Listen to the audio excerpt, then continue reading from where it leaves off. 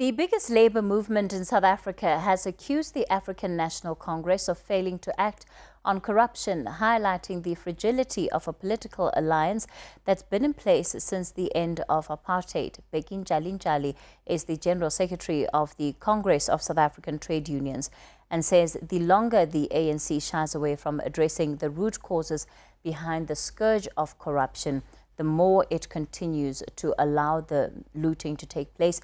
Mr. Njali joins us now. Good evening and thank you so much for your time. Your reflections basically on some of where you believe the governing party is perhaps making progress and where it isn't making progress is based on the outcome of the meeting which was the recent Lekgotla which was held, and you seem quite dissatisfied with just what was put on the agenda and some of the decisions that came out of that Lekgotla. Indeed, it's two-way in terms of the outcome. There are areas where there were decisions which we think were positive made. Of course, in some of those that were positive, there were no timelines in terms of the implementation. But there were others that the ANC, in our view, just shy away from them and not addressing them at all. Let's talk about the issues that were reiterated but were not given timelines. It ranges from the questions that there's a COVID plan that needed to be done. It talks about the economic recovery plan that needed to be implemented.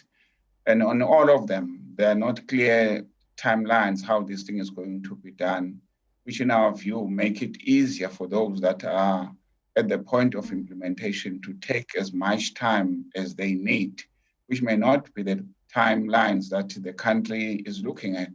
So it is in that context that we said, yes, you talk about the extension of the 350 Rand per month for the relief, but then you then said Network must do it. You talk about the question of dealing with the tears, and you said they are important. You remember the tears came to an end on the 15th of October. Now we're in January, the movement take a decision that those things must be extended. But it does not say when, and then it says, Network must then look at these issues and implement it. I don't think that is leadership. If these things the ANC wanted to be implemented tomorrow, it must say to those deployees, do it next week, we need a report. Let's talk about some of the other issues which you describe as contentious issues which were not dealt with, and these include the issue of the budget, at least giving an idea of how the approach to the budget must be, especially under a climate of austerity, and most importantly this public wage freeze that has seen the standoff and bitter feud between unions in the public service and government. Look, one will be shocked that a political party that is in government, in 2 weeks' time or in 3 weeks' time, is supposed to announce the budget. But it shy away, it does not even address it, how it needed to be funded, which is also the same thing that we had some few weeks ago, that government was intending to do the rollout, but it did not have a plan how it's going to fund the rollout. As we speak now, there are rumors about considering a taxation of some sort. Is not clear. In our view, you don't do that thing. You need to be quite clear. The direction by the politicians to the party in government must be saying, this is what the budget should look like. We're not talking about the figures, but we're talking about the broad objective that needed to be done.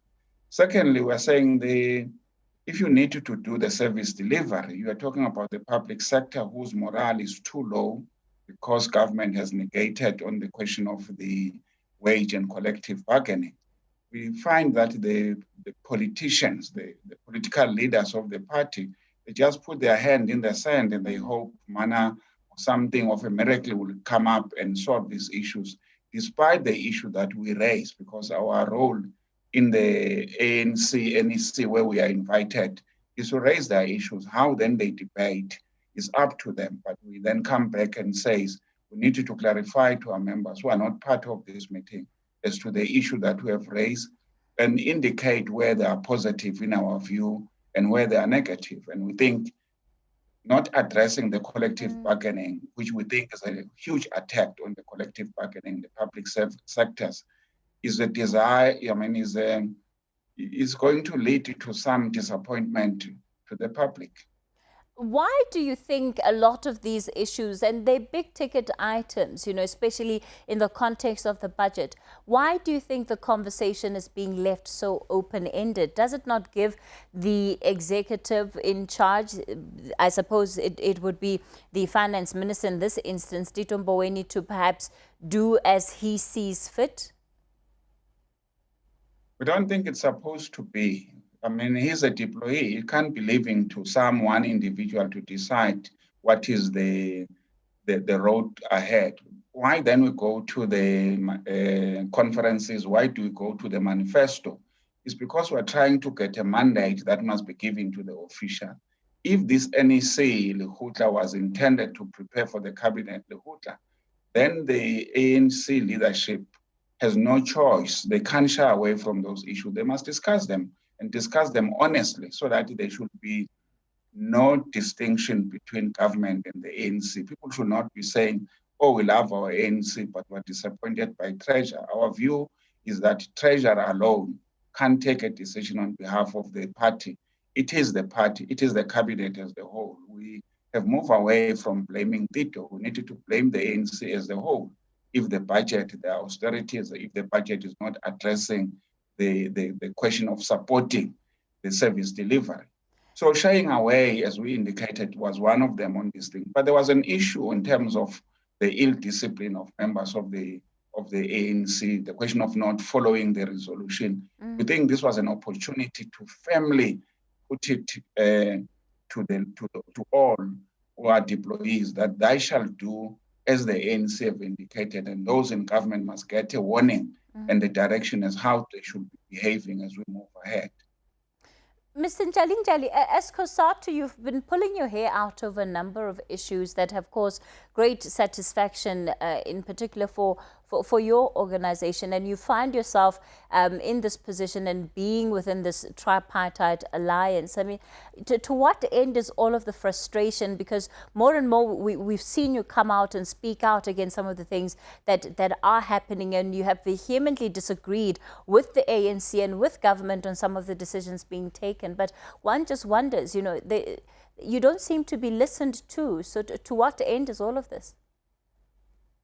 Look, we're a trade union, we're a watchdog. We need to be talking to those in power forever. This is our responsibility. When they are doing good, as we try to indicate in the article, we say so. When they are doing or not good, we got the responsibility and represent the interest of our members to say so. We need also to distinguish between what you may call an extended meeting where you are invited and the issues of the alliance itself. So we have made this call once, more than many times, that we need a reconfigured alliance so that the decision and the responsibility can be equally shared in dealing with those issues. So every time we got this disagreement, people are saying, what do you want to have in the alliance? Is the influence. That's what we're pushing. We're pushing an influence. We get some gains there and there, but at some point, our members feel that the ANC is the only party that got the capacity to put their interests forward if you do in comparison with the other political parties. But it does not mean all is good in the ANC. And our responsibility is to push for that. And we're going to be standing out every time and say, this is right, this is wrong. It's an important word that you've used there, that of influence, and it is precisely your influence that seems to be declining, that, despite some of the concerns that you raise, you just don't seem to be winning at least some of these big battles that you've been engaged in.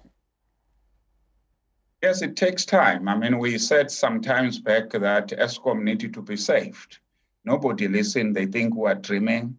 Today, we got the social compact and everybody said this was the right decision, that Eskom needed to be saved to be able to give the impetus that is required for the economic recovery.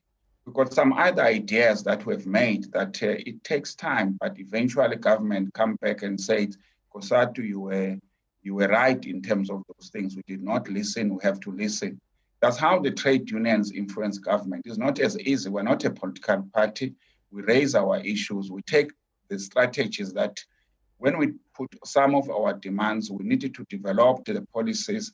Because when we claim that government is adopting a wrong policies, we don't just say it's loud and shout. We've got some people that advises us. We talk to people.